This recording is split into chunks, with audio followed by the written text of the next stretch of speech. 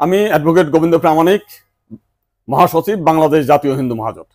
গতকাল বিকালে শেখ হাসিনার পদত্যাগের পরে এদেশের হিন্দু সম্প্রদায় মনে করেছিল যে তাদের উপর বিশাল একটা হামলা, লুটপাট, অগ্নিসংযোগের ঘটনা ঘটবে।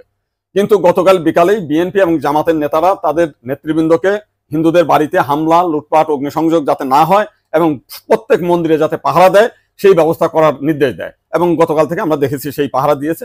সাধারণভাবে হিন্দুদের উপরে বড় কোনো মন্দিরে কোনো হামলার ঘটনা ঘটে নাই।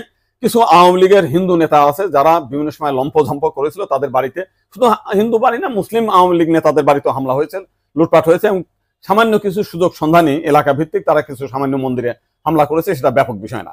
কিন্তু আমরা দেখলাম যে ভারতের রিপাবলিক এইটাকে নিয়ে ব্যাপকভাবে রিউমার ছড়াচ্ছে, নানান কিছু মিলে উদ্ভট কথাবার্তা বলছে।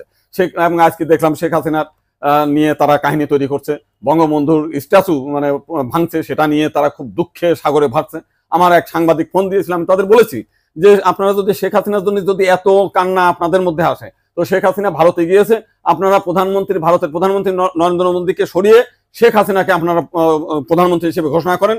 সে ভারতও রক্ষা করতে পারবে, আপনার সেভেন সিস্টারও রক্ষা করতে পারবে। আপনারা তো প্রতিদিন বলতেছেন যে শেখ হাসিনা না থাকলে ভারতে সেভেন সিস্টার থাকবে না। তো এইবার আপনাদের একটা বিশাল সুযোগ আছে, আপনারা শেখ হাসিনাকে ভারতের প্রধানমন্ত্রী করেন।